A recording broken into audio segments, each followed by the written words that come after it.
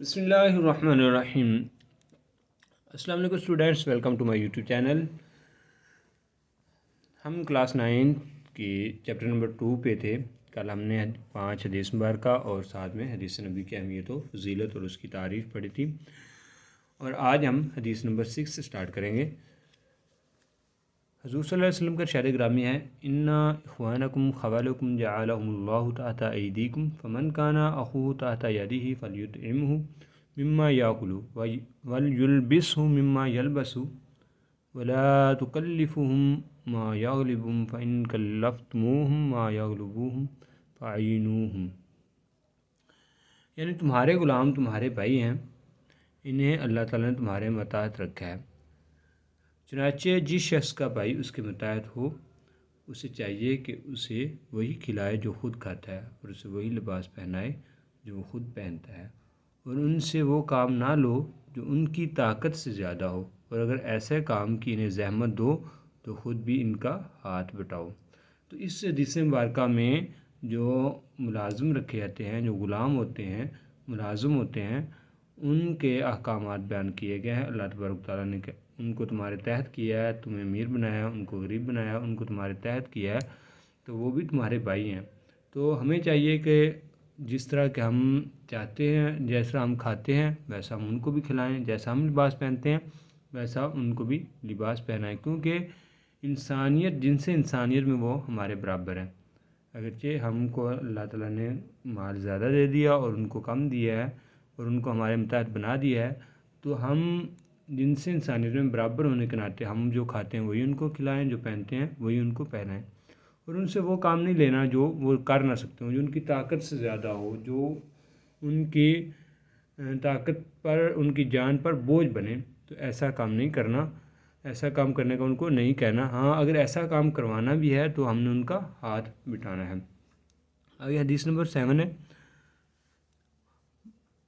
من افتی بغیر علم کان اسمہ علی من افتاہ من اشار علی اخیہ بامر یعلم ان الرشد فی غیرہ فقد خانہ۔ سنن ابی داؤد حدیث مبارکہ کتاب ہے، اس کی حدیث نمبر ہے 3657۔ تو اس کا ترجمہ بھی پڑھتے ہیں۔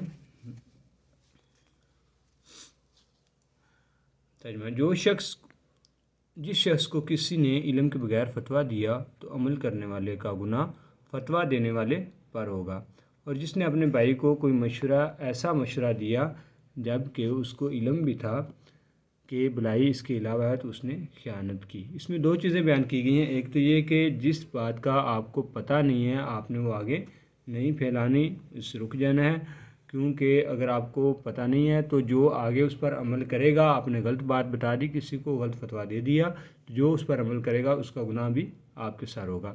اور دوسرا کیا بتایا ہے کہ اگر کوئی آپ سے مشورہ مانگتا ہے اور آپ کو پتہ ہے کہ جو صحیح بات ہے، صحیح مشورہ ہے، صحیح علم ہے، صحیح بھلائی ہے، وہ اس کے علاوہ ہے، تو آپ نے اس سے خیانت کی، اور خیانت کرنے والا یہ مومن نہیں ہو سکتا۔ یہ دوسری حدیث مبارکہ میں ہے۔ تو جو بھی آپ سے مشورہ طلب کرے آپ نے اسے صحیح مشورہ دینا ہے۔ آگے ہے، الحیاء لا یاتی الا بخیر، حیا سے ہمیشہ بھلائی پیدا ہوتی ہے۔ صحیح مسلم کی حدیث نمبر 37 ہے کہ حیا کو، اور دوسری جگہ الحیاء جزء من الایمان بھی کہا گیا ہے کہ حیا جو ہے وہ ایمان کا حصہ ہے، اور حیا سے ہمیشہ انسان کو بھلائی ہی ملتی ہے، بھلائی ہی پیدا ہوتی ہے۔ حدیث نمبر 9 ہے، اللہم انی اسألک علما نافعا ورزقا طیبا وعملا متقبلا۔ یعنی ترجمہ: اے اللہ، بے شک میں تجھ سے فائدہ دینے والا علم، حلال روزی اور قبولیت والا عمل مانگتا ہوں۔ تو بیٹا یہ دعا جو ہے آپ نے زبانی یاد بھی کرنی ہے، کیونکہ ویسے تو یہ دعا ہر وقت کرنی چاہیے، کیونکہ اس میں 3 چیزیں ہیں، اور تینوں ہی اللہ تبارک و تعالیٰ کی بہت بڑی نعمتیں ہیں۔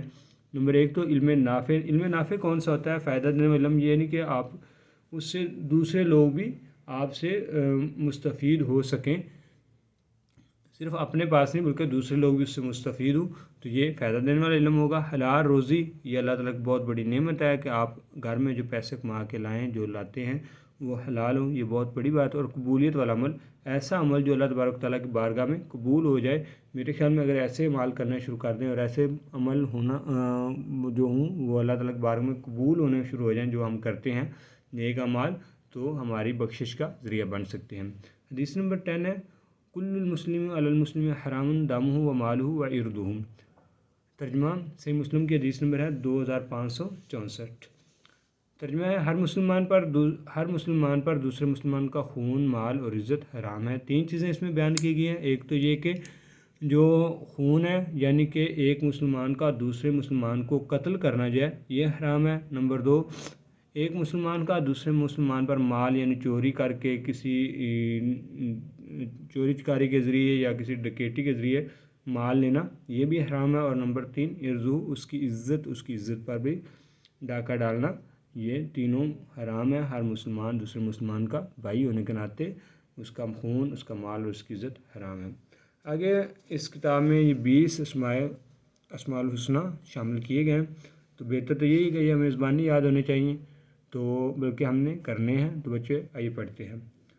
الرحمن نہایت مہربان، الرحیم ہمیشہ رحم فرمانے والا، المالک بادشاہ، القدوس ہر عیب سے پاک، السلام سلامتی دینے والا، المؤمن امان بخشنے والا یعنی امن پناہ دینے والا کہہ سکتے آپ، المہیمن حفاظت کرنے والا، العزیز عزت اور غلبے والا، الجبار بہت زبردست، المتکبر بہت بڑائی والا، الخالق پیدا کرنے والا، تخلیق کرنے والا، البارئ عدم سے وجود میں لانے والا، المصور شکل و صورت عطا کرنے والا، الغفار بہت بخشنے والا، القہار سب پر غالب، الوہاب بہت عطا فرمانے والا، الرزاق بہت رزق دینے والا، الفتاح بڑا مشکل کشا یعنی مشکلات کو دور کرنے والا، العلیم بہت جاننے والا، القابض روزی تنگ کرنے والا، یعنی اللہ تبارک و تعالیٰ نے روزی کو اپنے ہاتھ میں رکھا ہے، جب چاہے گا اس کو تنگ کر سکتا ہے اور جب چاہے وہ اس کو پھیلا سکتا ہے۔ تو یہاں تک ہماری مشق جو ہے وہ کمپلیٹ چیپٹر کی ریڈنگ جو ہے وہ کمپلیٹ ہو چکی ہے۔ یہاں ہم مشق سٹارٹ کرتے ہیں۔ درست جواب کو انتخاب کریں گے۔ کوئی ایسا کام جو نبی کریم صلی اللہ علیہ وسلم کے سامنے کیا گیا ہو اور آپ نے خاموشی اختیار کی ہو تو کیا کہلاتا ہے؟ بچے آپ لوگ جواب دیں گے۔ میں نے آپ کو بتایا تھا، ایک پیچھے ان بریکٹ ایک عبارت آئی تھی جس کا میں نے کہا تھا کہ آپ اس کو یاد رکھیں، یہ ایم سی کیوز میں بھی آ سکتا ہے، یہ شارٹ میں بھی آ سکتا ہے، تو انہوں نے اس کا ایم سی کیوز بنا دیا ہے۔ یہ آپ دیکھیں کہ جو نبی پاک صلی اللہ علیہ وسلم کے سامنے کیا گیا اور لیکن آپ اس پر خاموشی اختیار کی گئی ہو تو وہ کون سا ہے؟ وہ ہم کہیں گے وہ حدیث تقریر ہے۔ میں نے آپ کو بتایا تھا کہ وہ حدیث تقریر ایسی حدیث جو رسول پاک صلی اللہ علیہ وسلم کے سامنے کوئی کام کیا تو گیا لیکن آپ نے اس پر خاموشی اختیار کی ہو تو اس کو حدیث تقریر کہتے ہیں۔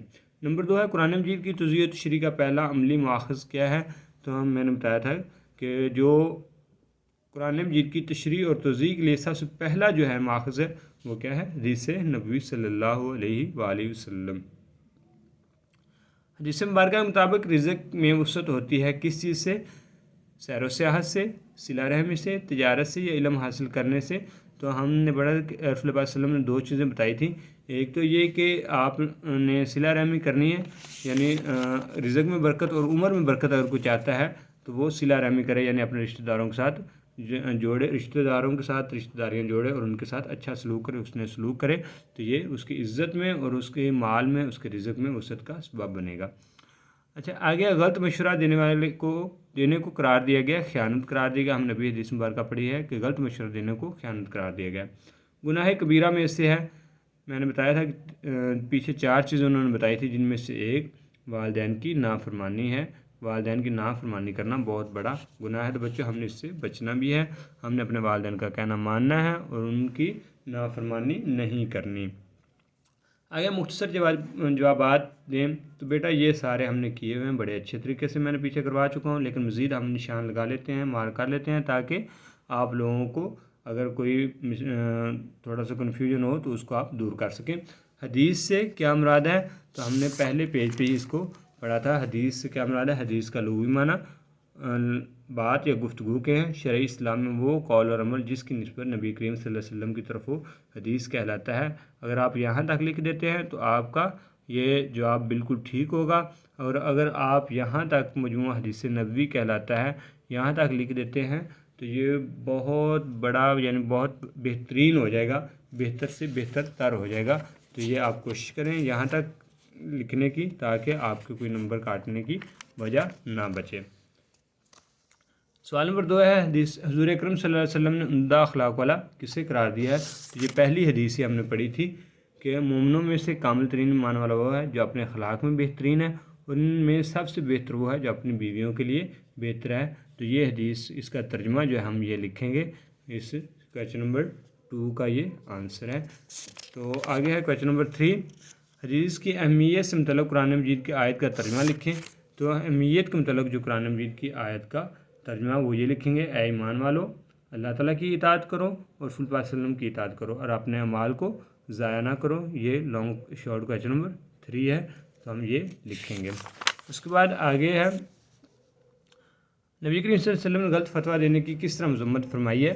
تو یہ ہم حدیث نمبر 7 کا جو ترجمہ ہے وہ ہم لکھیں گے، یعنی جس شخص کو کسی نے علم کے بغیر فتویٰ دیا تو عمل کرنے والے کا گناہ فتویٰ دینے والے پر ہوگا، اور جس نے اپنے بھائی کو کوئی ایسا مشورہ دیا جبکہ اسے علم تھا کہ بلائی اس کے علاوہ ہے تو اس نے خیانت کی۔ تو یہ ہم یہاں تک حدیث نمبر 7 کا ہم ترجمہ کویشچن نمبر 4 کے آنسر میں لکھیں گے۔ رزق حلال سے متعلق حضور اکرم صلی اللہ علیہ وسلم نے کیا ارشاد فرمایا؟ تو اس بارے میں 2 حدیث مبارکہ ہیں، ایک تو اللہم انی اسألک علما نافعا ورزقا طیبا وعملا متقبلا، اور دوسری آپ نے یہاں حدیث مبارکہ پڑھی تھی یہ والی یا ایھا الناس اتقوا اللہ اجملوا، یہ لیکن ہم جو آنسر ہے وہ اس کا دیں گے، یہ شارٹ کویشچن نمبر 5 میں ہم اس حدیث کا جو ترجمہ ہے وہ کوٹ کریں گے۔ آگے آگے تفصیلی جواب، حدیث نبوی کی ضرورت و اہمیت تحریر کریں۔ تو یہ ہم نے کرنا ہے، اسٹارٹ کہاں سے کرنا ہے؟ حدیث کے لفظی معنی بات اور گفتگو کے ہیں، ہم اس پہ اوپر ایک ہیڈنگ دے لیں گے تاکہ یہ ایک خوبصورت سا آنسر بن جائے۔ ہم کہیں گے مفہوم، اور اس کے بعد یہ ہیڈنگ دینے کے بعد ہم اس کے بعد سٹارٹ کریں گے یہ پیرا، اور اس کے بعد حدیث نبوی کی اہمیت و فضیلت یہ ہم آخر تک اس پیج کے لکھیں گے، اور یہ لانگ کویشچن نمبر 1 جو ہے اس کا آنسر ہو جائے گا۔ آج کے لیے اسٹوڈنٹس اتنا ہی۔ اللہ تعالیٰ آپ سب کا حامی و ناصر ہو۔ اللہ حافظ۔